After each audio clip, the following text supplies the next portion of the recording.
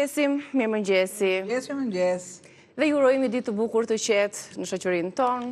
Si gjithmonë jemi përballë jush, çdo ditë live në ekranin e Report Televizion me receta, me biseda. Edhe sot kemi zgjedhur receta të shpejta, të shijshme, edhe shumë praktike, që I gatuan çdo anvis. Shpresoj që të hyjë në punë. Shpresoj. Nuk hyjë në punë sot. Po nesër po. Po nëse nesër, po pas nesër. Pastaj, nëse pas nesër, 2 ditë pushim që keni, pastaj do t'i bëni patjetër. Petllat për shembull, shumë djel. Pa Ari Robi pa petlla shumë djel, po do t'i bëj se janë fëmijët I gëzohen këto petullat mund të jenë me djathtë, me reçel, me mjalt. Me çfarë ti dëshiroj shpirti ju? Çfarë më duhet për petullat? Kam miellin.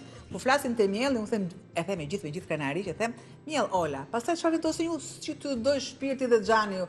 Edhe miell nisni me vendosni. S'keni të bardhë, po keni të verdhë. Po s'keni të verdhë, po keni atë, si puna kongulleshkave. Kam I kongulleshk, si ajo, pse një posa 2, ato e ndajmë, po pse ndajmë dosën. Po këtë e ndajmë. Pakun unë për shembull e ndajmë për 250 gram. Kaq. Ka maja, mund të keni maja të thatë, mund të keni maja të njomë. Kush është më e mira? E njoma. Nëse s'keni të njomën, do keni të thatën. Te thata shumë pak maja do vendosni. E njoma aktivizohet, e thata do më shumë punë. Kush është më e mira? Është e njoma. Çfarë shtojmë shtojmë krip apo sheqer? Te majaja. Po sheqer do shtojmë sepse e ka qef të mamamën, e ka qef sheqerin. Vetë ajo është që kërput që ushqehet me sheqer. Atëherë unë I kam shtuar sheqer. Lëshoj majan. I thash, thuaj, ma ta thuaj, opshova dhe uj. Sa uj? Nuk them asnjëherë ujin, kur bëjmë petllat, sepse duhet, e si e thash, kur bëjmë petllat. Si Tiranë se e ke thënë. Si them petllat. Sepse uji është në varësi, është I vakët apo është I nxehtë. Dhe nëse ne na ka kaluar që të jetë më I nxehtë, atëherë mielin duhet ta shtojmë akoma dhe më tepër. Unë shtoj mielin e po shtoj ju më tepër, mielin e kam këtu. Edhe e përzijej. E përzijej derisa të bëj një masë çukulli që teli e re. Pra deri ku teli e re. Do ta përzijej mirë derisa të jetë masa një trajshme që unë të kem mundësinë të shtoj kripën. Pra ndonjëherë kur kemi ato dilemat sepse nuk u fryn dhe pse nuk erdhi mirë brumi, është fakti që e kemi hedhur ose ujin të nxehtë ose kripën aty te majaja, ku duhet të vendoset fillimisht sheqeri për t'u aktivizuar majaja. Tani ujin e vakët dhe pastaj kripën. E përzijej unë mirë, ja. Tani jap të kuptoj. Kemi zë brumin të parin se duhet ta lëm të qëndroj pak. Do ta rrihni. Dhe nëse shtoni një masë njërin apo tjetër më tepër, nuk ka problem sepse ujin e keni të nën pashakos, mielin e keni të olës, që kështu e zgjidhni muhabetin, por nuk shtojmë të gjithë produktin. Lëm edhe për mëtej duke parë se si na del masa. Masat eksakte janë pasqyrisht dhe matematika. Prandaj janë eksakte. Teori eksakte që është matematika. Shqyr që është kuzhina dhe shtoj krip. Ju e dini shumë mirë kur thon për kripën. Krija me me greqke e do kripën e do. Është një kështu. Një qend urbane e vogël. Thonë që do burin shumë. Po ishte për të mbrojtur, nuk di gjë. Për të mbrojtur. Kështu më kanë thënë, nuk di gjë. Të zonjën që e gatuante kur e tepronte ndonjëherë me kripën se. Sepse unë s'jam martuar ndonjëherë, kjo është. E përzijej mirë. Të duhet pak miell tjetër, kam përshtypjen? Apo ta lëm që të qëndrojë këtë? Do ta lëm masën e tillë. Derisa të filloj të pluskoj, të fillojnë ato fluskat e vogla, dhe më pas unë shtoj miell që bëj atë përforcimin e lëndës së parë. E kaloj në heshtje në krahun tjetër. Ja ti vendosim edhe një letër që mbulojmë dhe sigurisht do ta lëm për të marrë kohën e dur brumi dhe më pas këto petulla do t'i skuqim. Por derisa të vi ai moment, që duhen disa minuta për ta pritur brum të vi, e mbulojmë pak. Dhe detyrimisht do kalojmë te gatimi I radhës, para se të kalojmë aty, I lexojmë edhe një herë përbërësit e petullave. Kemi nisur siç e pat ditën me përgatitjen e petullave me maja, një recetë thjesht tradicionale, shpejt, me 3 filxhan çaj miell, një lugë çaj maja, pak krip, ujë vakët dhe vaj për skuqe. Mos harroni të majaja, shtoni dhe pak sheqer që ta aktivizoni atë dhe petullat të fryhen. E të merrni rezultatin e duhur, pastaj për t'i servirur dhe për t'i shoqëruar me reçelin tuaj të shtëpisë, me djathin e me gatime të tjera për të nisur një mëngjes të ndryshe. Tani çfarë gatuajmë? Ku do shkojmë tani? Pra ne po të duam mund t'ja vendosim emrin edhe Kim. Qep domate vezë. Qepën ju po të doni për një rrethore, po të doni në të kutës që janë prerë gjithmonë historikisht, ndërduar të gjysheve tona të tillë. Tek qepa, shtojmë një prekje sheqer. Kaq, unë i kam shtuar ujë dhe tani ju e pat që shtova krip sepse qepa do bajagi kohë që të bëhet. Ila, filloj me domatet. Tërheqit e një keshën time që s'më lë në baltë asnjëherë.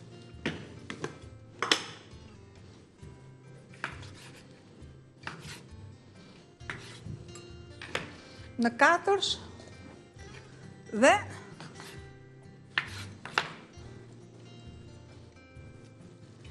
një larje shumë e mirë këtu, sidomos tek lulja. Unë nuk e hedh lulën, s'kam ndërmend po, sepse gjithçka këtu është. I shtoj dhe për t'i dhënë atë shijen e duhur, ju tashmë e keni mësuar, që unë shtoj spec, por jo se pa nxari do t'i bënte dëm, pra gjithmonë shtojmë shije që i shkojnë.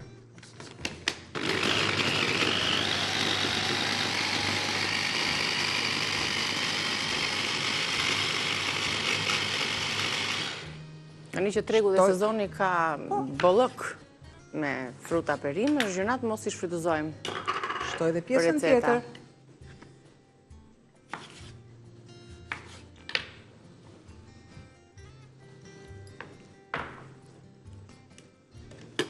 Sërish, derisa edhe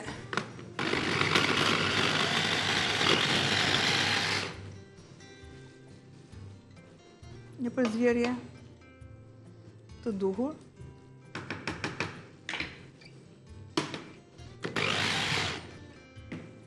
Do të shtoj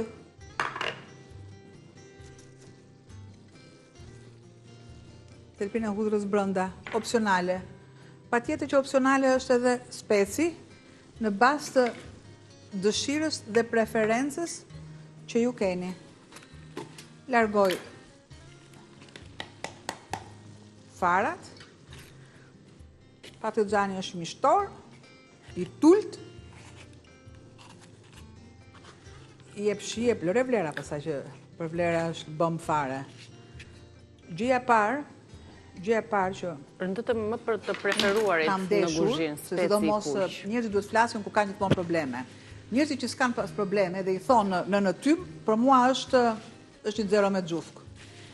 Ti e kupton vetëm kur ti ke problemin tënd, kur ti shikon ndryshimin tënd, dhe sidomos në ditët e sotme që vërtet është ky problemi shumë i madh. Jo tumoret, jo gjiri. Është gjëja më e mirë që ne të përdorim specin, këtë specin e tult, këtë specin mishtor. Jap, po, unë kam përdorur goxha. Jap një... Jo, është në variantet e specave është më antioksidusi që ka vitaminën C më të përshëndruar. Dhe besoj se është e duhura. Pra, ja imponojmë vetës, dhe nëse ne nuk duam diçka për shembull, ja imponojmë vetës që në mënyra të ndryshme ne ta konsumojmë. Sepse ushqimi është ilaç, nuk është thjesht një kënaqësi apo për të përmbushur nevoja ditore të organizmit, të urisë edhe mjafton ta shikosh për të këndvështrim. Duke e parë ushqimin si ilaç, ne dim të zgjedhim çfarë të ham. Tani e lëm të qëndroj të plotësohet masa e kimës, qepe dhe domate bashkë me specin e kuq. Bëjmë një pauzë të mesazhit promocional në vijim dhe rikthehemi dhe vazhdojmë bashkë recetën me ju.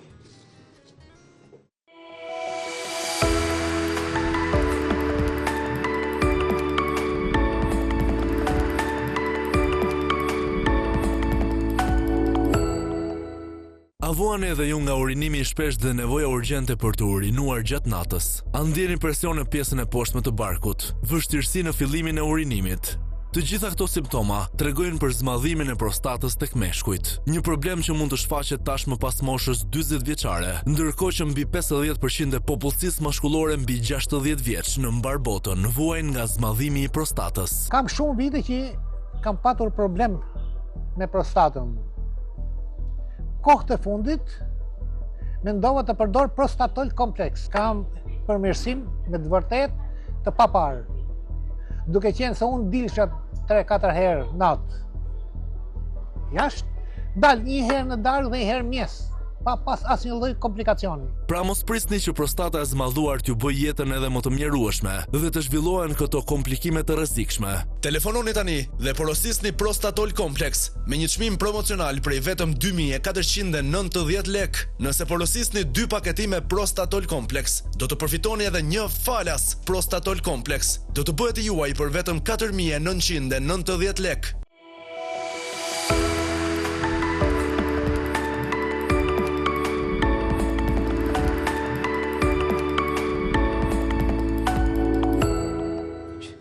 Erdhëm përsëri, vazhdojmë me recetën tonë. Fillimisht tani prezantojmë anvisat me përbërësit e kësaj forme të kimës, siç e përmendëm ne, me qep, me domate, me vezë tona Ovital.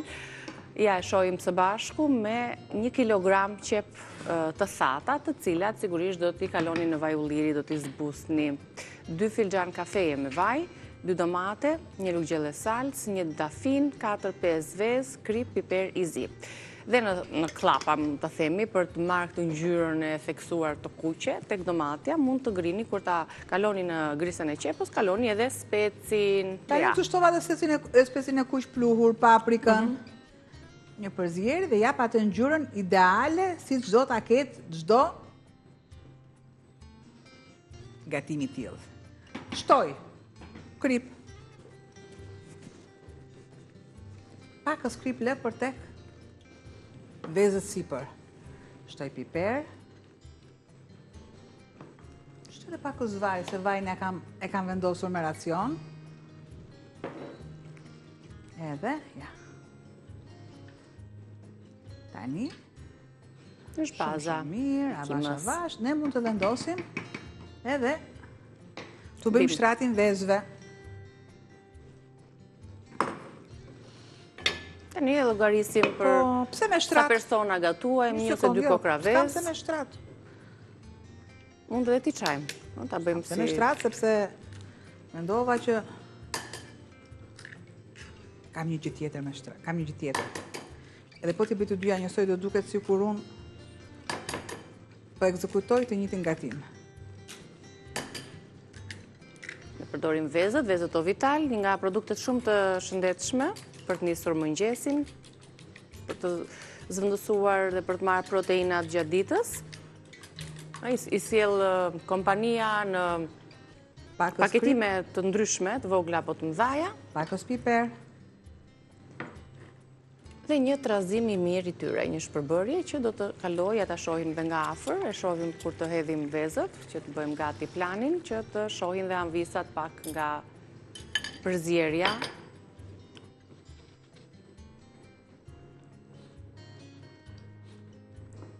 Do të mpiksen vezët dhe receta është gati. E trajtuar me erzat. Po duam ne, ju shem dhe djathë, por djathë bardhë. Të fërmuar. Djathë bardhë. E lë, paksa, më pas unë do t'i shtoj dhe bimët aromatike. I largoj. Qa do shtojmë nga bimët? Tu kemi koper, kemi majdanos, kemi mente.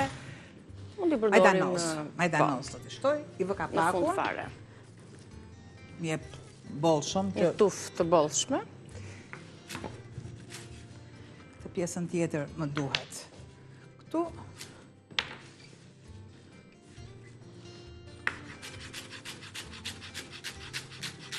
imët.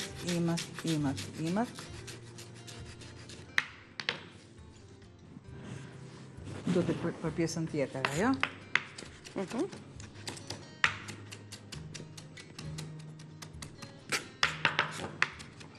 Ne bëjmë gati, e lëm aty, të mpikset mirë veza dhe pasi të jetë përgatitur, të kenë marrë aroma dhe një freskim i domosdoshëm ky për sasinë e vezëve, aciditeti, nuk e di, aty aromat janë pak të forta, Ishte edhe pak djathë, përse jo? Ja, ishte i qik djathë. Djathë bardhë, tuam ne, djetë kaçkavall, unë kam kaçkavallin të shti, dhe thënë drejten, jam duke i shtruar një masë të tillë. Kështu mund të përgatisni një vakt të shpejt, një kim. Keni dhe i çap buve me të gjyme. Mirë. Aty na çon kjo recetë. Dëgjoj, kjo është gatim siç kanë këto nachot me meksikani. Ja, kjo është. Vetëm sa do jetë shumë erëza, por jo të gjithë. Në varësi kush ka probleme nuk mundet të shtoj. Dhe, ati vë ka pakun. Ma, bukur fort. E lëm e shohim se ne do të bëjmë atë shkëputjen e reklamave për të kaluar tek receta tjetër dhe për t'i mirëpritur anvisat për të na telefonuar, kështu që ju presim në pjesën tjetër pas reklamave, kush të kapi telefonin të bisedojmë së bashku. Faleminderit.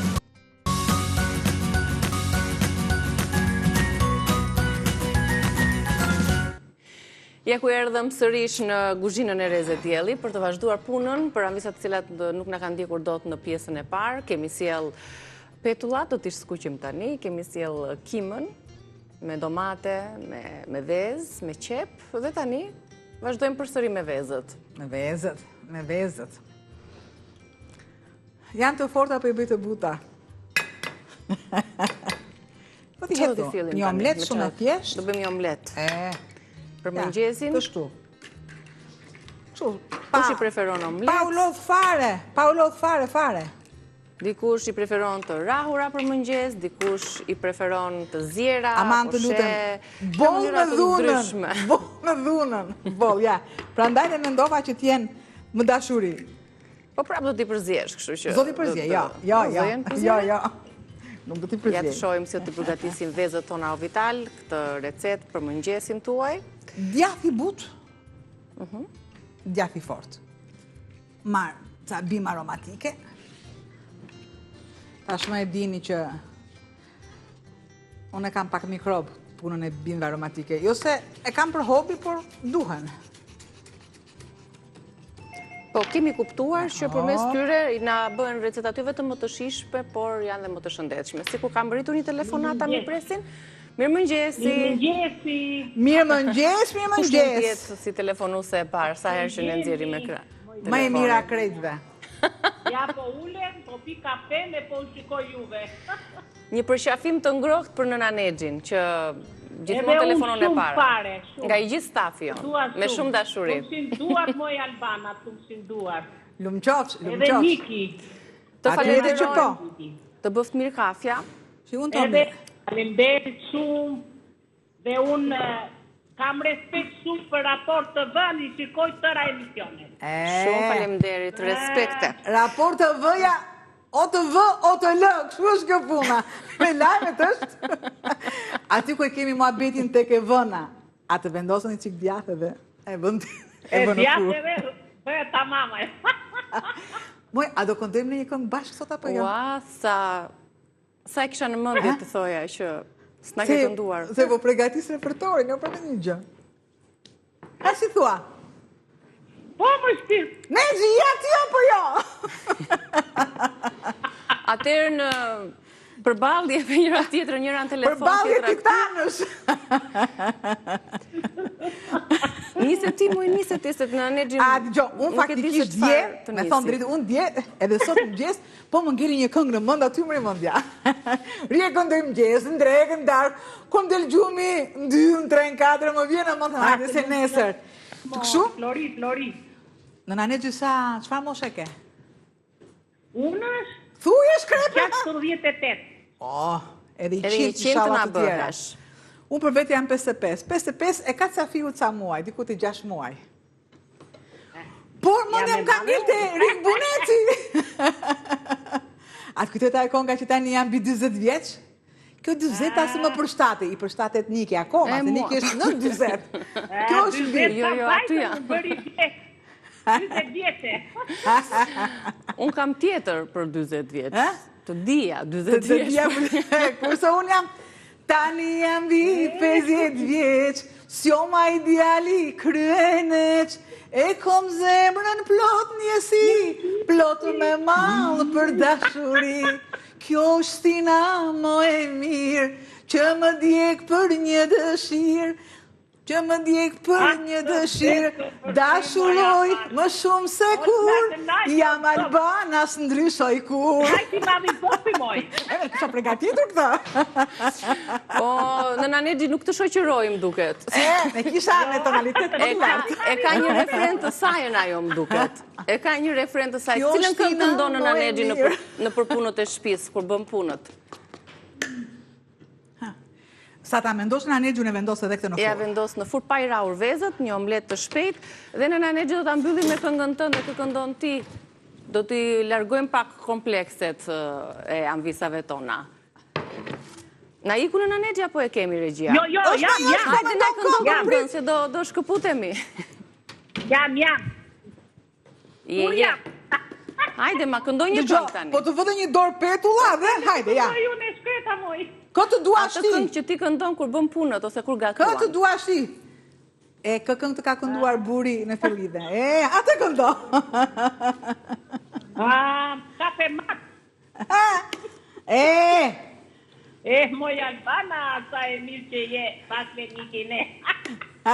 E bërë si refren. Jarnane, o bo të keqene, jarnane, Me që jarnane. këngë nuk na e këndoj, le të na thotë çfarë Ta pra, gatoi. të keqen jeta, kështu tha, na tha për këtë këngën, e. Të puthim fort, mirupafshim, ditë të mbarë në Nanexhi. Edhe petullat tona. Faleminderit. Ja. Tani petullat kanë marrë kohën e tyre brumi, pra ka qëndruar për 20 Shiko. minuta dhe është kështu si lastik me zi. Derisa brumi, shiko, derisa brumi, ja, shkëputet nga ena. Kjo është e duhura këtu. Luga qëndron për një herë, shkëputet mielli, është si lastik, dhe për mos patur këtë problem, ne vendosim lugën Lugën në të ujë, ujë, për të mos unë gjitur dhe për të marrë sasinë e duhur të dhe brumit. marrim masën e duhur të petullave. Tani të gjitha i thash me thënë drejtë, këngën po, petullat po, tagën fryhen? po, të gjitha. Fjalët Nuk e e mira i harruar dëgjova, asnjë gjë. po, besoj se jo. Shiko, ja. Kush ka mbritur tjetër telefonat? Përshëndetje. Me mëgjesi. Me të kë flasim? Me Marianën. Me bajamen. Të përshëndesim nga po telefonon? Ja Tirana. Nga Tirana. Je duke na ndjekur të pëlqyer recetat e sotme dhe vetë çfarë ke gatuar në shtëpi? Vetëm sot, po çdo ditë unë ndjek. Rosh, falenderit. Faleminderit zonja Bajame, më thuaj pak ti çfarë ke gatuar sot? Unë sot kom gatu fasule. Mirë fare. Shumë mirë. Me çfarë i shoqëron? Me tushi, bën pilaf, çfarë shoqëron Me tjetër? pilaf, me salat, me turshi, me hajt, me zezë, me këto gjana. Bukur Të fort. lumshim durë, të lumshim. Faleminderit që na telefonove, më thuaj pak cilat nga recetat të pëlqeu më shumë sot.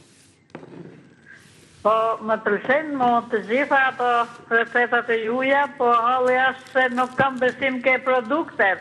Ato që blen. Gabim. Shiko, kjo është dilemë për të gjithë, se nuk kemi të sigurt në treg, por me kalimin e... Ato çfarë ju them unë them një gjë. Gramaturën time e keni të sigurt. Produktin që unë përdor e keni shumë të sigurt. Po shiko me Sepse çabrumi. ndryshe është- Si me çabrumi, shi, ja, urdhëro.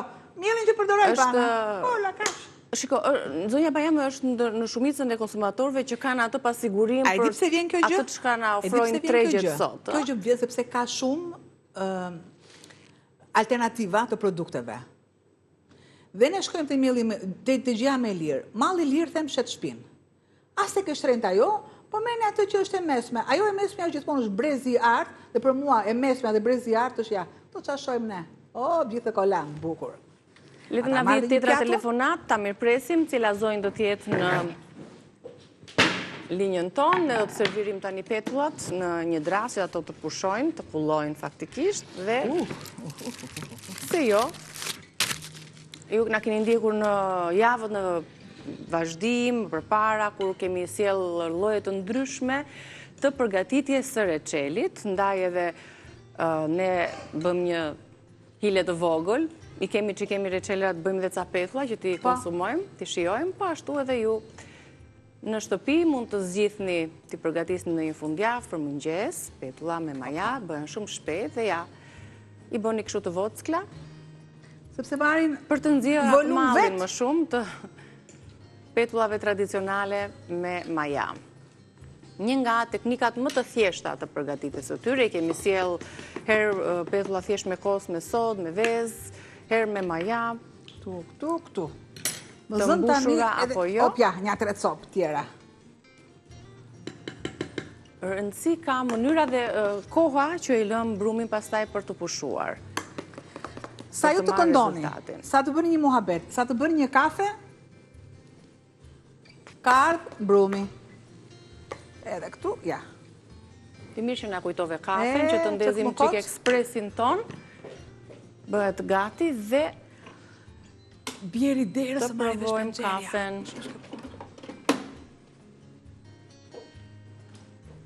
Faktikisht, të them të drejtën, shkova piva një kafe sot te lokali, po e bëra këtë, s'më pëlqeu, nuk më joshi. Nga që jam mësuar gjithmonë me këtë kafe, do dhe qik kjo. Edhe s'më joshi Edhe një fare, recetën fare. e petullave, po ne këtu e kemi bar sigurie në një shtëpi, në një bar jashtë, i ka të gjitha. Ka këndin, bisedën, ka ushqimin e mirë, kafen e mirë. Dhe ja ku vjen receta e petullave me maja. Ju duhet 3 filxhan çaj miell, 1 lugë çaj maja, pakës krip, ujë të vakët dhe vaj për skuqje. Sasinë e ujit nuk e kemi shkruar sepse atë do ta shihni me sy se si do të punohet brumi. Aty tek majaja dhe te uji vakët do të shtoni pak fare sheqer, një majluge për të aktivizuar majan dhe për të marrë rezultatin e duhur që ato të fryhen dhe të kenë këtë pamje që ju do ta shihni. Avash do t'i rezaurojmë gjithësasinë e brumit. Do i skuqim në një temperaturë Sa fillojnë jo të shumë bëhen të gati, nxehtë, si puna e pankekëve, sa fillojnë që të fillojnë këto fluskat e vogla, kthejmë nga si për ne i ana kthejmë, do thotë që është gati, këtu është sekreti i petullave. Sikurse dhe i pankekëve. po. Ja, edhe këtë këtu, unë e kthej. Edhe nga Pse ana ndodhi tjetër kjo mirë. tani? Sepse Edhe kima është gati, paska që në nxehtë është kjo, bërë me brum piruni, e prandaj. cila mund të jetë, pra kjo kim, mund të jetë për një vakt mëngjesi, mund të jetë për një vakt dreke, ka proteinat, ka perimet aty. E shohim dhe një herë recetën të shkruar, një kim me qep dhe me domate. Ka dhe vezë, 4-5 vezë, ose në varësi të antarëve që ju jeni në familjet tuaja, kim me qep, domate dhe vezë. Shifni sa e thjeshtë është. Ju duhen qep të thata, i grini në copëza të vogla dhe më pas i kaurdisni, i zbusni në vaj. Do të keni 2 filxhan kafe vaj gjisej, 2 domate dhe 1 lugë gjelle salcë, po doni shtojni dhe piper të kuq. Tek domatja shtuam dhe një spec të kuq, të tult, për t'i dhënë një ngjyrë më të theksuar të kuqe. Një gjethe dafine për aromë, 4-5 vezë, të cilat i rahëm, nuk i shtuam njëra pas tjetrës, por thjesht i përzihem, i shpërbëm ato dhe i bashkuam me qepët e domatet. Kri piper të zi për rregullimin e shijes dhe po ashtu majdanoz për ta thyer ekuilibruar paksa aromat e forta që vinë dhe aciditetin e sigurisht për t'i dhënë këtë ngjyrën e bukur. E vendosëm në furrë, qëndroi për 10-15 minuta dhe është gati për ta shijuar, për ta servirur tek ju. Janë në këtë formë. E ndani pastaj në 4 pjesë dhe e shijoni. Shtuam edhe djath apo jo? Djath të bardhë ose djath të grirë, të butë, e përmirëson dhe shton shijen. Pastaj eksperimentojmë se kuzhina dihet është një lloj guximi, kreativiteti, aventure, një laborator guxojmë produkte. në receta të ndryshme për t'i moderuar, për t'i sjellë në forma të ndryshme. Mjafton të eksperimentojmë, të guxojmë dhe të provojmë shije të reja në kuzhinën tonë. Edhe pak nga brumi, ndërkohë në furrë kemi vendosur recetën tjetër, edhe kjo është një recetë e shpejtë për mëngjesin apo për një vakt të lehtë, me vezët, me djathin. Dhe gjithçka vjen kështu kaq thjesht sot. Kemi sjellë receta më të thjeshta, më praktike, edhe për shkak se temperaturat sa vinë dhe rriten, do të sjellim ca supa në Po vazhdim lëreni dhe më sallatë. lëreni djathin. Me sallatën që thua dhe me dhallë. A ka gjë më të ato mirë? dhallën që sollën, për shembull ishte pëlqyer shumë dhe nga Avisa, na kanë shkruar në inboxin ton për shihen dhe tash do thoni ju po dhallësh çfarë Po dhall, po dhe dhallën varet se si. Po e provoni pak me bimët aromatike, shtojni pak mente, shtojni edhe koper ose njërin ose tjetrën ose të dyja, pak krip uthull edhe ose pak e holloni pak ujë, akull dhe e bëni pak ndryshe atë dhallën që ju blini ose që e bëni vetë. Ja dhe ky është tigani i fundit për ta sjell në tryez. Do t'i gjejmë dhe ato reçelin ku e kemi vendosur në dollapin ton. Vaj. Nuk thithim vaj, kjo është e rëndësishme, atë pak që thithin e kullojmë të drasa. Skuqur edhe? Po. Është brumi i duhur. Sillim dhe recetën tjetër, do të ketë përfunduar.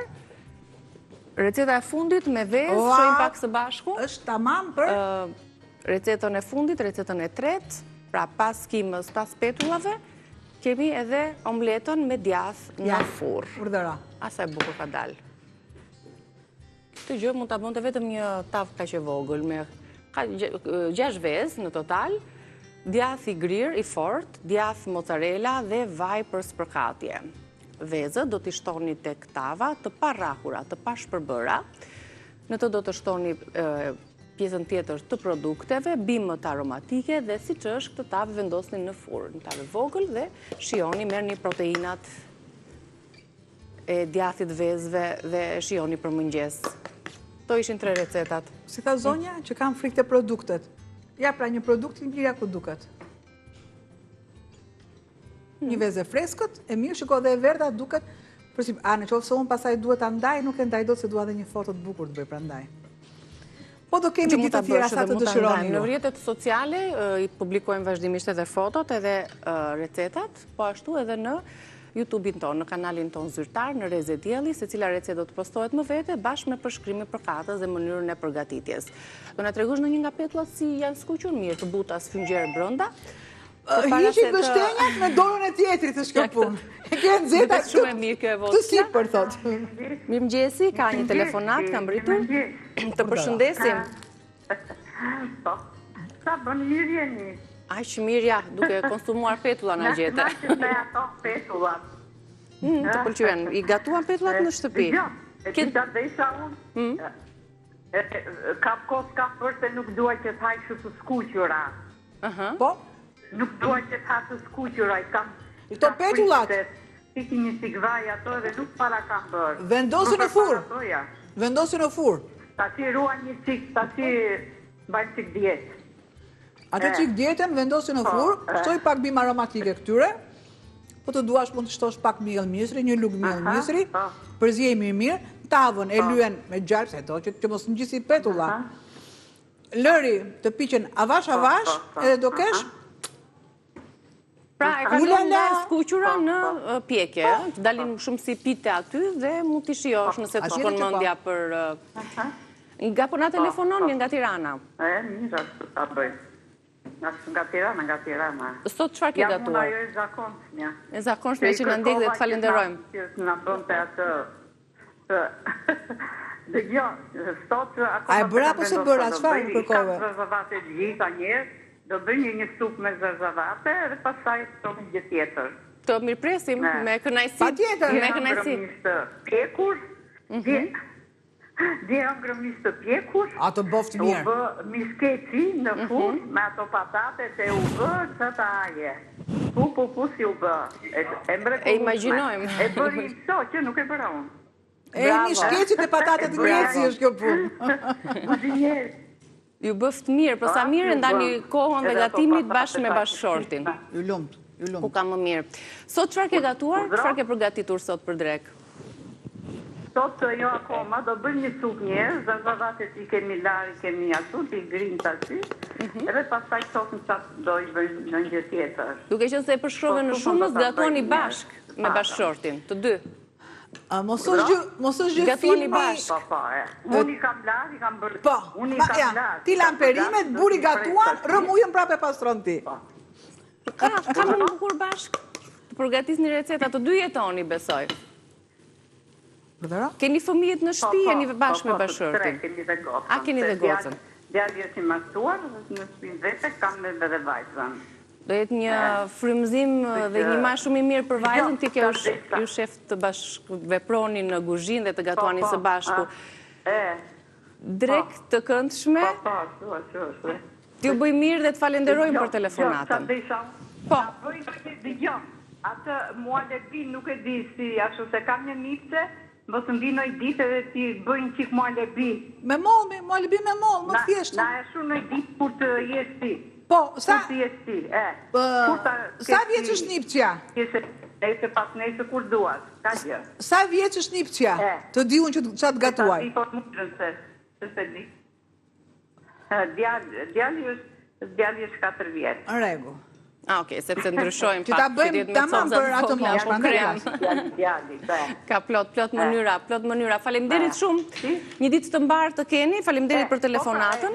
Edhe avisat e tjera i falenderojmë shumë dhe ato që nuk mundën të telefonojnë. Ne do të shkëputemi nga kuzhina, recetat dhe njerë mos harroni, i gjeni në kanalin tonë në YouTube. Ne do të shihemi pas pak. Të lumshin duart. Faleminderit, mirupafshim.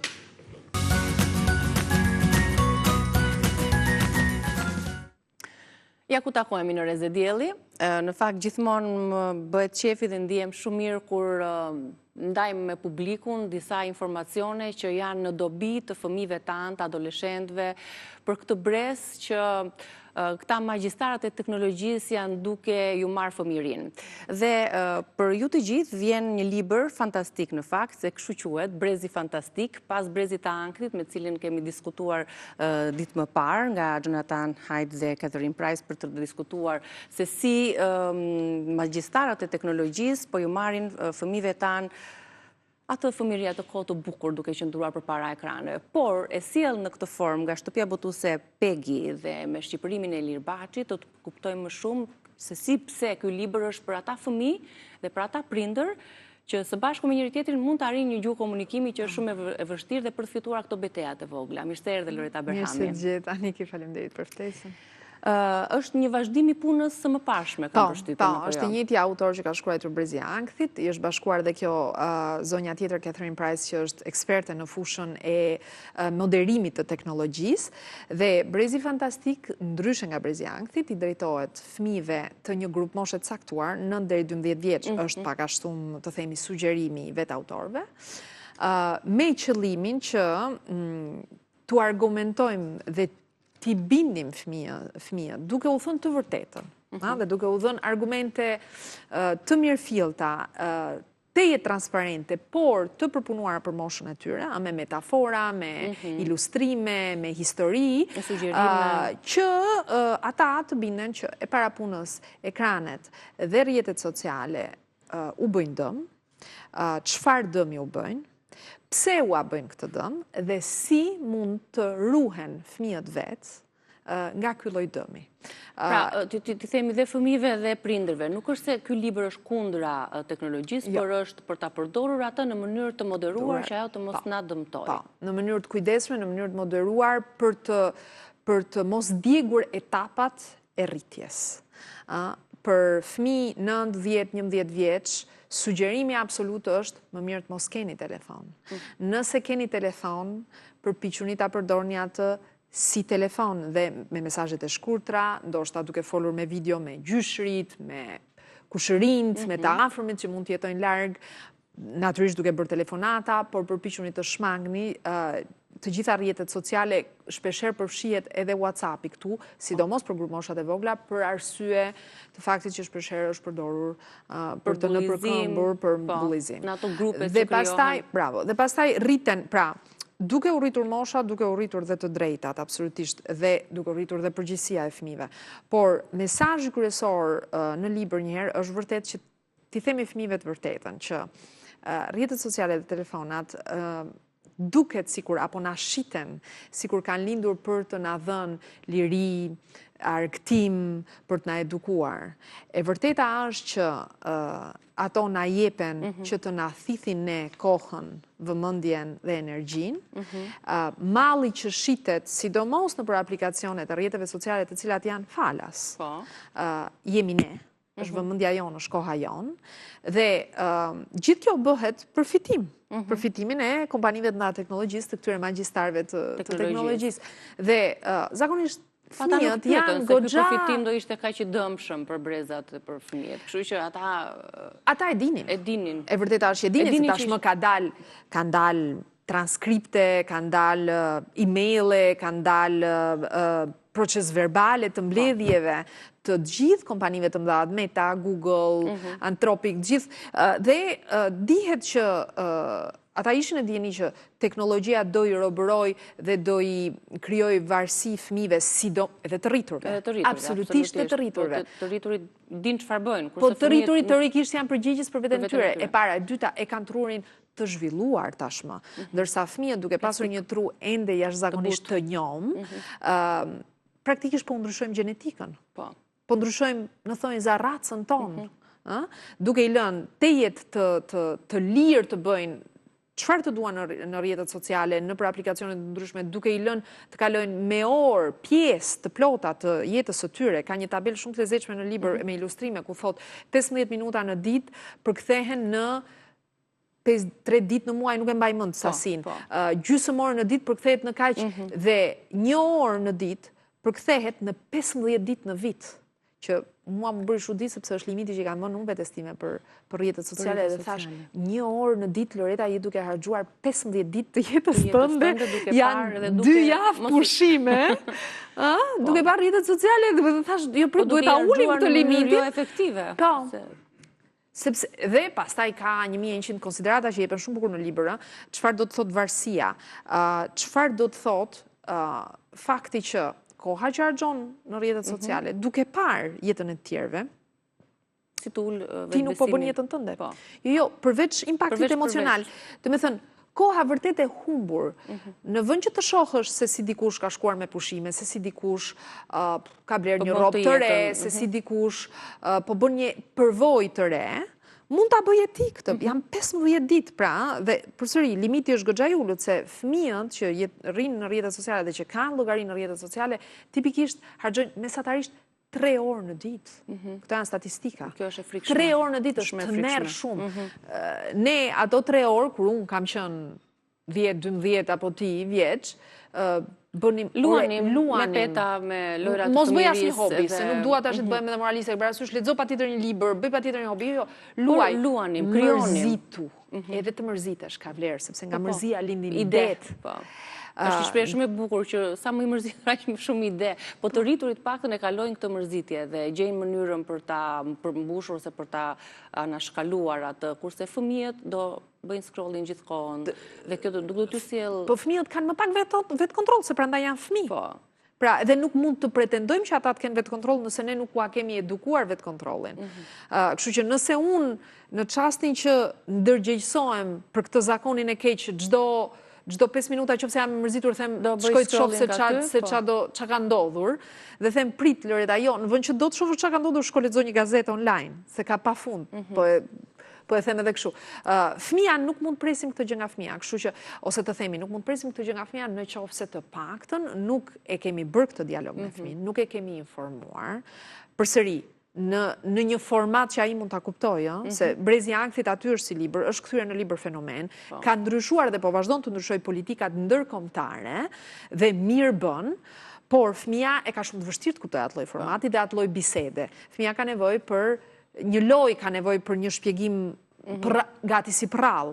Dhe Brezi fantastik këtë bën. Dhe në qofse dhe sugjerime, provo këtë mënyrë për t'u larguar, ka dëshmi, me sa kuptova. Ka dëshmi reale të fëmijëve. Për shembull, nga rrjetet sociale jam ndier shumë më izoluar ose një influencues në TikTok filloi të shpërndante foto private të mia pa lejen time në grupe Snapchati. Dhe pas kësaj nuk mbeti pa folur njëri për fytyrën dhe trupin tim. Pra, këto janë dëshmi që të vërteta që i ka prezent çdo familje në diskutimet, por libri duhet lexuar edhe nga fëmijët, por edhe nga prindrit. Kam përshtypjen që të jetë një bashkëbisedim mes tyre, se ka edhe grafika dhe figura dhe ka dhe një roman grafik brenda. Do doja që të kthehej në një dialog, pra, në vend që të shkojmë dhe ata prindër që janë të ndërgjegjësuar, se jo të tërë, po, ata prindër që janë të ndërgjegjësuar, që e kuptojnë që kjo gjë është problem dhe do vazhdojë do jetë gjithmonë më shumë problem, në vend që të shkojnë dhe të imponohen ke fëmijët e tyre dhe të thonë, shiko, urdhri është ky dhe pikë, t'ja japin fëmijës për lexim, ta lexojnë dhe vetë dhe të thonë tani ti si mendon, si do ja bëjmë këtij problemi, se unë e kuptoj që ti e ke telefonin qef, edhe unë e kam telefonin qef. Problemi është që na bën dëm. Si mund ta kufizojmë veten? Hajde bëjmë një akord. Hajde, bijem dakord të dy dhe mund të jetë edhe një akord i përbashkët të tipit shiko, në qoftë se ti nuk e sheh, unë nuk e shoh. Po. Dhe kontrollojmë njëri tjetrin, në qoftë se baba i nëna e merr dhe babi po kemi thënë që nuk do shohim telefonin këta diun gjatë orës së drekës. Drekën do e ham pa telefon në tavolinë.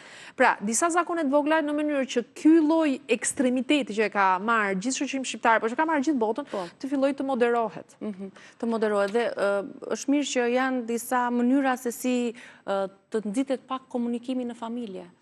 Sepse sugjerohet që vetë fëmijët për shembull të pyesin prindrit se si u ndjen ata për herë të parë kur hapën për shembull internetin ose kur bëhesh ajo zhurma mes kompjuterit që bën lidhet me internetin me modem përmes linjës së telefonit. Pra nëse po kërkoju, pra provoni këtë, ju sugjerohet në libër. Pyeti prindrit nëse kanë patur ndonjëherë kompjuter për shembull që lidhej me internetin me modem, përmes linjës telefonit, ose po kërkoju të imitojnë zhurmën që bënte modemi kur lidhej me internetin dhe mos u habit kur të dëgjosh një zhurmë të çuditshme. Ose për shembull si ka qenë teknologjia gjatë jetës së prindërve, të gjyshërve, duke komunikuar. Pra këtë kohë që qëndrojnë në rrjetet sociale, ta shfrytëzojnë për të komunikuar, sepse komunikimi sot është duke humbur edhe kuptimin e vërtetë. Dhe unë kuptoj edhe prindrit që janë të lodhur, të stresuar, të zënë me punë dhe në një farë mënyrë telefoni i ka shpëtuar sepse i mban fëmijët të angazhuar. Por e vërteta është fatkeqësisht që po gënjejmë veten, ata prindër që mendojnë fëmia ime është i sigurt, është i qetë, është në dhomën e tij, asgjë keq s'mund t'i ndodhi atje. Nuk mund t'i izolojmë për të qenë sigurt. Janë duke gënjur veten. Janë duke gënjur veten, vjen keq ta them dhe mendoj që nëse nuk e them unë apo dhe të tjerë, nëse nuk i lexojmë këto libra, pasojat do i kemi disa herë më të rënda më vonë. Se mund të fshihemi, mund ta fshejmë kokën në rër dhe të mendojmë që jo se çdo gjë është okay dhe asgjë s'do shkojë keq, por statistikat e kanë treguar, brezi Z të lindurit mas vitit 96 janë disa herë më të ankthosur, më të depresuar, më të izoluar, me përqindje më të larta tentativa për vetvrasje. Pra, pasojat janë tashmë këtu. Dhe nëse nuk fillojmë të ndryshojmë... Dhe çështja është të mbrojmë brezin e ardhshëm. Pra, brezin fantastik mos ta lëmë të kthehet në brezin e ankthit. Do ishte shumë mirë që këto diskutime, përveç se në media të diskutohen dhe të ktheheshin në një diskutime dhe në shkolla, kam përshtypjen do të ishte një... Ne do ta sugjerojmë patjetër, edhe unë kam ndërmend të shkoj dhe ta prezantoj vetë librin në disa shkolla që mund të jenë të interesuara, sepse dua vërtet që edhe të shoh se si mendojnë fëmijët edhe e di që do më bëjnë ndoshta me gjasa oponencë, po do doja vërtet të kisha një dialog me ta, që t'ishte si një shkëndije e parë dhe pastaj ta vazhdojnë këtë dialog me prindrit në familje. Do ishte shumë mirë. Vetë si ja ke dalë, si prind, si nën, me fëmijët e tu? Po. I ke dhënë atyre telefon, rinë në internet, si e ke fituar këtë betejë? Unë kam 2, njëri djali është 12, vajza është 6, ajo që është 6 vjeç as diskutohet që jo. Djali për një kohë të gjatë vetmi pasion që ka pasur, jo i vetmi pasion, po e vetmi dëshirë që ka pasur për ekranet ka qenë që të luante me videolojra. Dhe aty ka pasur një limit kohor, dhe përdorte celularin e tjatit. Pastaj, mbushi 12 vjeç, patëm një dramë në shtëpi sepse tha jam i fundit në klasë që nuk ka telefon dhe më pengon të koordinohem.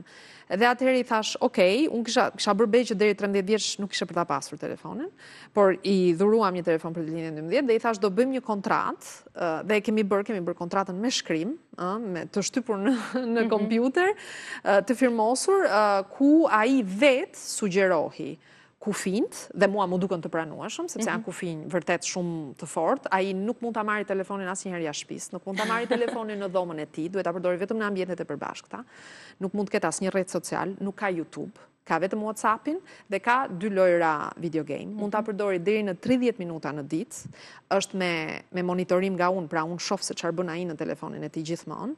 Dhe në çastin që ai i thyen këto rregulla dhe konkretisht ndodhi që kishte luajtur më shumë se 30 minuta një ditë, ai humbet të drejtën fillimisht 3 ditë pa telefon, pastaj një javë pa telefon, pra i kemi të gjitha të artikuluara.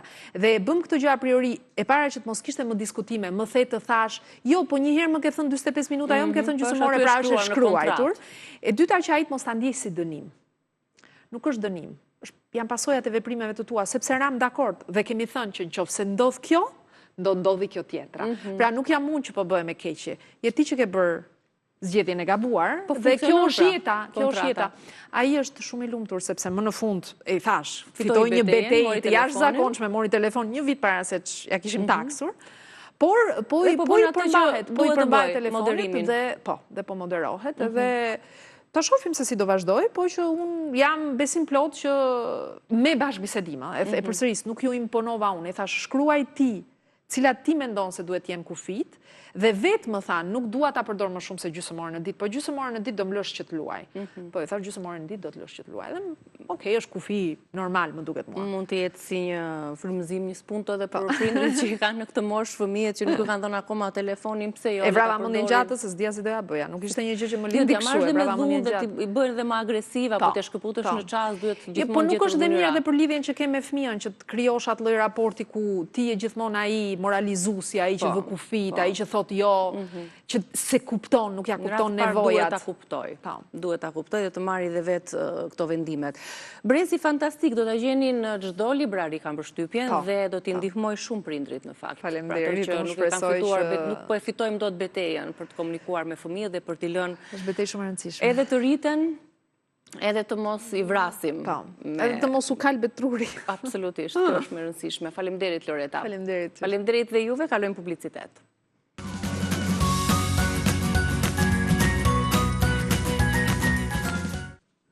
Mirë se erdhet në Rezën tonë. Do t'jemi tani në një bisedë me zonjën Manushaqe Ramadan Shalsi. Ajo është shkrimtare, poete dhe një zë i fuqishëm letrar për përkushtimin e thellë ndaj trashëgimisë kulturore dhe shpirtërore kombëtare. Ka organizuar një vit më parë kongresin e parë të gjuhës dhe historisë shqipe.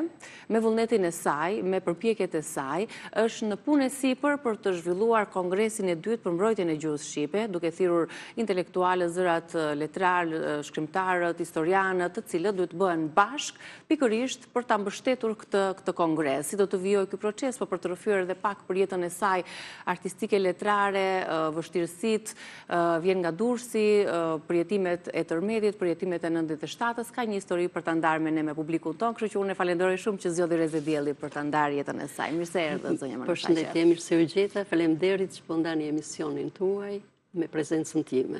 Numëroni deri më sot 12 libra të botuara, apo jo? 12 libra janë të humbura, i kam shkruar me shkrim dore. Të humbën 12? 12 libra mi janë shkruar. Do t'ishi sa të shkruar deri më sot? Në total, deri tani mbas humbjes nga tërmeti që humbën 12 libra me shkrim dore dhe materialet tjera që i kam pasur në kompjuter, ka qenë një kompjuter i madh që mbaheshin tavolinë, shumë shkrimet tjera.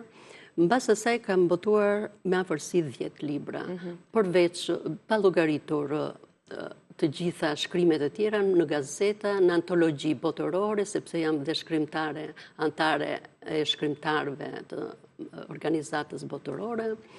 Kur humbin një shkrimtari librat mbi shkrimet e tij, se nuk janë pak 12 romane të shkruara, duket sikur ikën një copë shpirti. Si e përjetove ti tërmetin edhe humbjen e librave në atë kohë në Durrës? Është shumë vështirë që të bësh një libër, aq më tepër që unë i kisha romane dhe mes tyre kisha dhe libra historik, me të cilat kisha hedhur shumë histori edhe reale.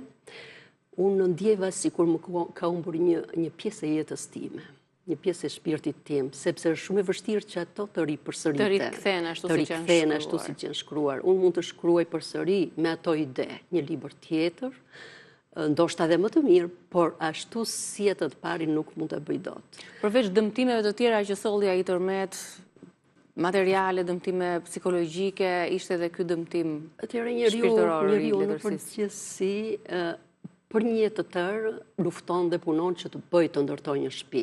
Dhe unë kisha ardhur që nga Korça, sepse jam nga Korça me origjinë, kisha ardhur në Durrës, sa po kishim bërë shtëpinë 7 vjet, ndërtuar shtëpia, ra tërmeti. Ra tërmeti dhe ne në humbi gjithçka. Dhe ato librat unë i kisha vënë në një valixhe të vogël, dhe prisnja momentin që të kisha një mundësi financiare që mundet që t'i botoja dhe t'i pregatisja në kompjuter. ata që kanë shkuar, se u shkatrua gjithë shka, ishte shumë e vështirë për neve, përjetuam një traumë të madhe.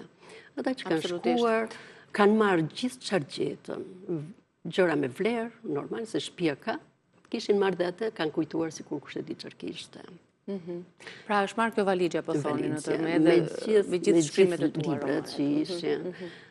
Dhe kjo më kujton tash edhe momentet e tërmetit, kur neve, unë dhe bashkëshorti im me gjithë çunin, se Nusja dhe Besa kishin shkuar në Korçë, ra tërmeti dhe unë mblodhëm aty para derës, dera ishte e mbyllur, nuk mund të hyje dot. Dhe automobiljet që luateshin, ato muret që ranë, sikur është shkërmoqeshe në një kallëp misri ranë për njerësh, një traumë, dhe sa po dëgjova djalin tim, që asnjëherë se kisha dëgjuar, tha, mos o Zot, mbaj dorën. Dhe ju lutem Zotit, thash, mbi mua le të bjerë gjithçka vetëm çuni. Fatmirësisht ishte pa rrezikjete në familjen tuaj, si kundër ju ka ndodhur edhe shumë familje të tjera, por shtëpia juaj aktualisht është rindërtuar apo jo? Po tani mbas 6 vite e ca u rindërtua, por ne filluam gjithçka nga e para. Është shumë e vështirë për familjet shqiptare dhe për stresën, se nuk kemi shtresa të pasura. Ne jemi njerëz të ndershëm të klasës së mesme, njerëz të shtresës së mesme që luftojmë dhe punojmë për të jetuar. Dhe ishte e vështirë, ne filluam që nga fillimi po i ndërtonim, po i bëjmë të gjitha, por shumë e vështirë. Paguash 6 vjet qëra, dykuror. Për të dyja shtëpitë edhe për djalin. Mbështetje nga shteti, vetëm 1 vit e gjysmë mbështetje. Sikur mos mjaftonte kjo, më bëri përshtypje shpirti juaj, zëri juaj i fortë për kushtimi që pavarësisht kësaj vështirësie të madhe me cilën ju përballët, ju menduat si të krijonit një kongres kombëtar për gjuhën shqipe. Çfarë ju shtyu? Çfarë ju motivoi për ta bërë këtë kongres? Gjithçka që bën njeriu në jetë nuk është vlera materiale, po është vlera e shpirtit, vlera e kombit, vlera e shoqërisë, e familjes. Dhe për këtë, duke parë që gjendja, realiteti, çdo ditë në vendin tonë vjen duke u përkeqësuar, qoftë nga ana e gjuhës, historisë, kapitalit njerëzor, gjithmonë duke u shterur, atëherë mendova të bëj diçka, sepse në vetvete çdo person, çdo individ që është pjesë e kësaj shoqërie dhe që është i përgjegjshëm dhe i ndjeshëm duhet të bëj diçka. Është një mision, është një detyrë kombëtare, detyrë kombëtare intelektuale që duhet të bësh diçka. A ka ma intelektual vendim? Por këtë motiv që unë e kam në shpirt dhe këtë ndjenjë iniciative, unë e kam të trashëguar, sepse e kam nga babai im ka qenë partizan, ka qenë marshall në kufi, ka qenë pjesë e dhimbjes madhe Tati Brezi që luftuan, punuan dhe nuk fituan asgjë. Dhe nuk fituan. Për këtë kam bërë dhe librin e parë. Ka qenë frymëzim? Ka qenë frymëzim, babai im ka qenë frymëzim që unë bëra librin e parë. Pavarësisht që unë kisha shkruar herë tjetër në për gazetat e Murit, në për shkolla, në shkollën e mesme. Dhe frymëzimi ishte që unë bëra librin e parë që titullohej Nga simbolet të lirisë në viktimat paqes. Dhe ishte konkretisht një libër historik që tregonja edhe për jetën e babait, por dhe të shokëve të tij partizan që kanë qenë atë kohë.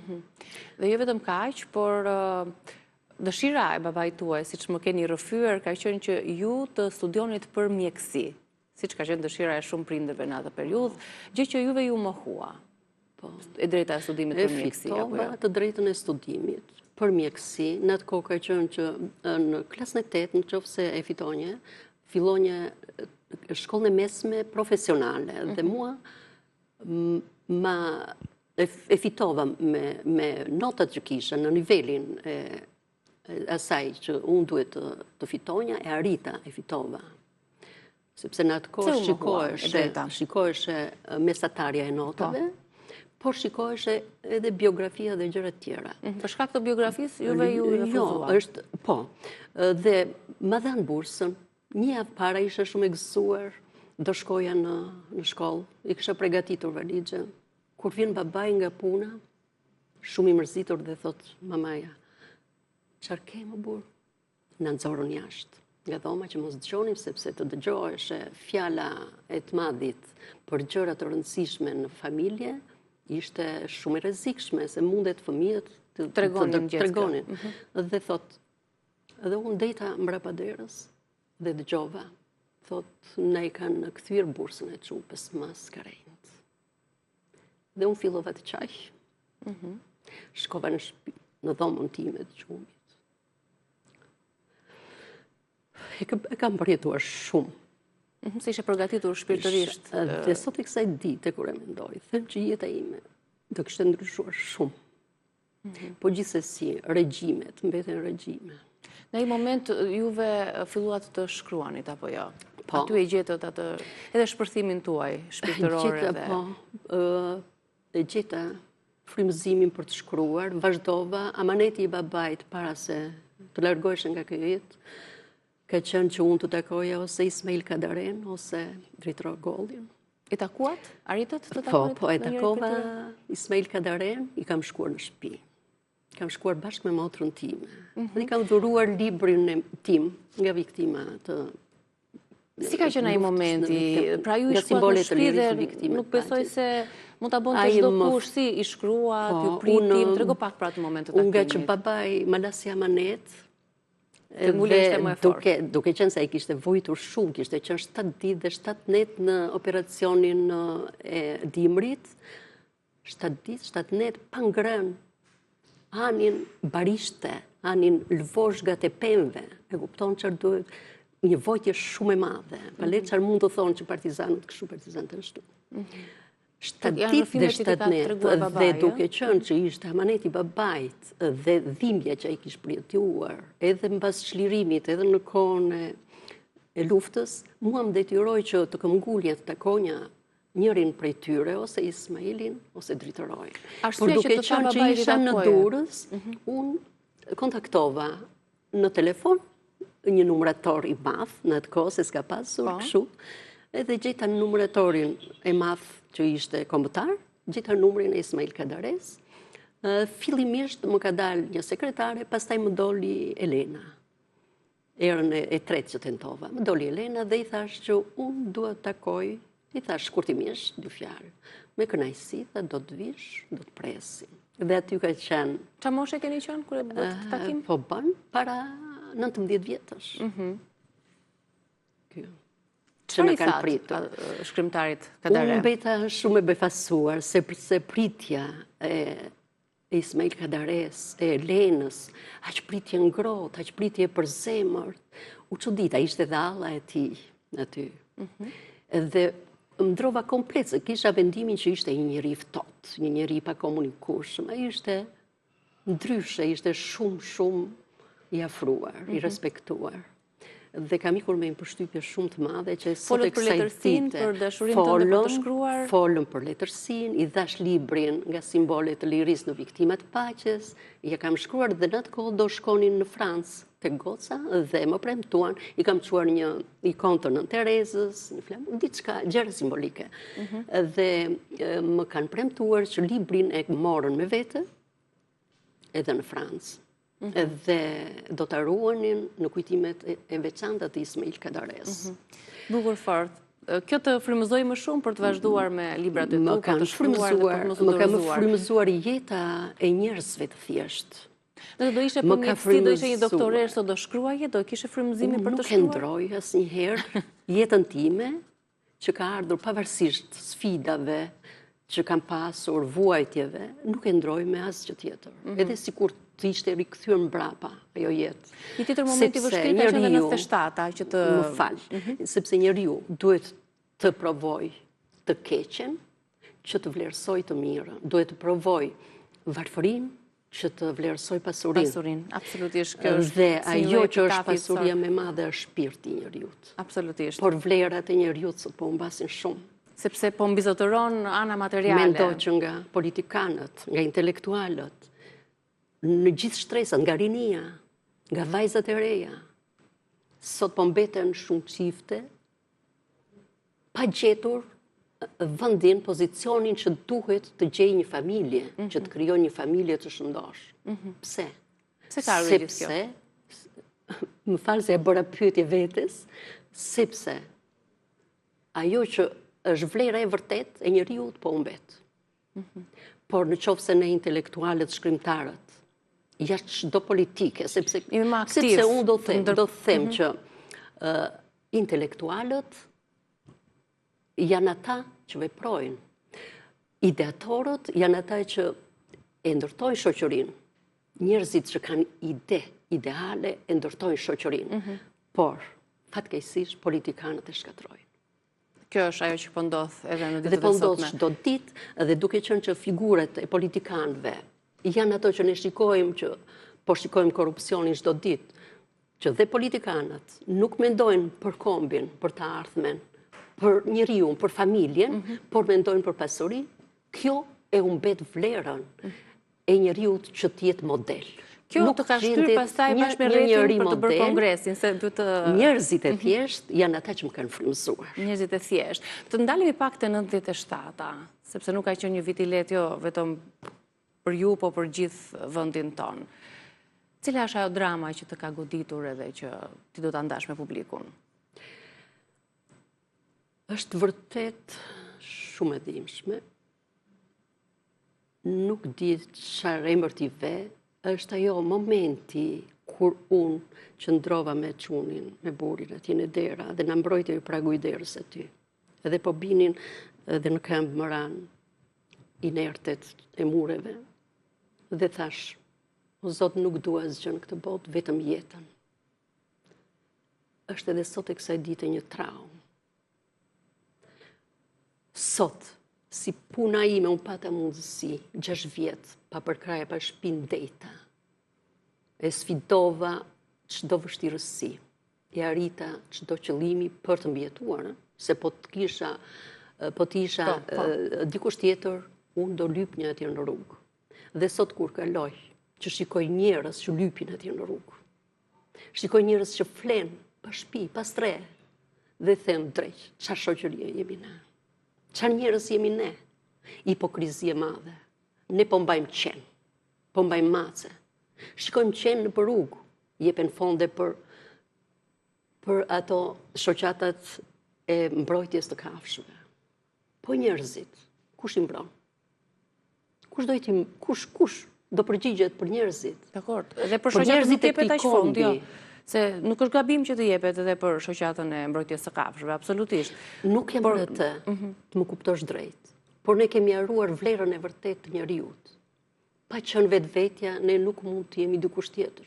Ne duhet jemi vetvetja, të shikojmë familjen që përshkatërohet, vlerat e familjes. Të shikojmë vlerat e kombit.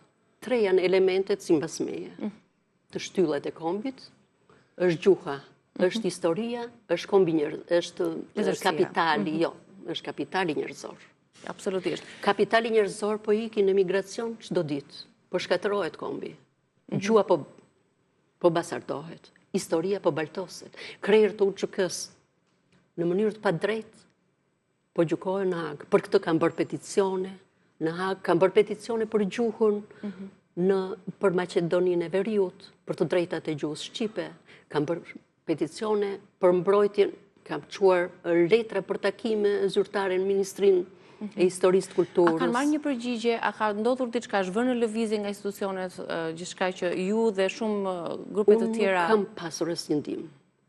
Dhe kongresin që kam bërë kongresin e parë të gjuhës historisë, ky është një kongres maraton, do të zhvillohet në këtë vit, mendoj që ta zhvilloj në Kosovë, Maqedoni, Maltëzi dhe kështu me radhë. Për këtë kongres, unë e kam bërë gjitha me shpenzimet e mia. Përveç se, faleminderit, do i them Bashkisë të Durrësit që më ka dhënë sallën për ta organizuar kongresin. Ndërkohë, kongresi i dytë është në proces, apo jo? Jam duke punuar për kongresin e dytë. Ndërkohë që në kompjuter kam një skenar filmash për librin Dashurinë në kohën e pandemisë, cilën dëshiron që ta ekranizosh? Dëshiroj ta bëj një skenar për film. Kam një libër tjetër që është me tregime, por unë kam shumë të pakët kohë, dhe koha për mua është flori. Nuk e di, çdo kush mund të vlerësoj kohën. Vitet ikin, numra. Një pensioniste, po aktive, në moshim aktiv, shkruan, je shumë aktive në procese që lidhen me çështjet kombëtare. Punoj sepse pensioni im është i pakët. Që të duhet të përballosh anën financiare duke punuar. Sfidat e mia, jeta ime ka qenë shumë e vështirë. Po thash nuk e ndryshoj me asgjë. Unë kam një familje të mrekullueshme. Kam një çunë dhe një gocë që i duhesh shumë, i vlerësoj shumë. Sa të mbështesin ata për pikërisht këto zhvillimet? Më mbështesin shumë dhe unë i falenderoj shumë, i duhesh shumë. Kjo është e rëndësishme që ke dhe mbështetjen e familjes pavarësisht moshës, pensionit, vështirësive, ti vazhdon të luftosh për çështje që janë për te interesave personale, po që janë interesa të përbashkëta kombëtare, gjë që duhet jenë bashkë edhe shkrimtarë historianë, të cilët dëshirojnë që të bashkohen në këtë kongres për ta bërë dhe në formë thirrje, qoftë edhe për të ndihmuar në mënyrën dhe se si do të zhvillohet ky kongres, apo jo që pritet të zhvillohet përgjatë këtij viti. Po unë do përfitoja nga rasti dhe t'ju falenderoja dhe ju, dhe stafit tuaj, televizionit tuaj. Faleminderit për këtë dhe duhet përfitoj nga rasti që nëpërmjet kësaj interviste t'ju bëj thirrje gjithë shoqatave, donatorëve, gjithë atyre që kanë mundësinë, qoftë dhe institucionet shtetërore, pse jo, sepse unë nuk është se kam marrë një nismë që është në interesin tim, kjo është në interesin kombëtar. Dhe motoja e këtij kongresi është fillo të bësh të pavdekshëm kombin, mbroje gjuhën dhe historinë, bashkimi bën fuqinë. Bukur dhe për ta mbyllur. Koha ecën. Unë duhet të jem gjithmonë para kohës. Vitet ecin, për mua janë numra, por e rëndësishme është që unë në qoftë se do të për para kohës, të ecë me kohën dhe të ecë këmbët, jo në hapësira bosh, po të diku të vendos. Sepse çdo ecje e çdo secilit është një rrugëtim i madh drejt kombit. Shumë faleminderit për kohën që ndat me ne dhe pranimin tuaj në Rrezë Dielli. Shumë e mirë, shumë e këndshme dhe ju uroj dhe juve gjithë sukses. Faleminderit zonja Manushaqe. Faleminderit gjithë. Falenderojmë edhe publikun që na ka dëgjuar, na ka ndjekur në këtë bisedë të zhvilluar me ju, duke uruar një ditë të bukur. Ju përshëndes nga Rrezë Dielli. Mirupafshim.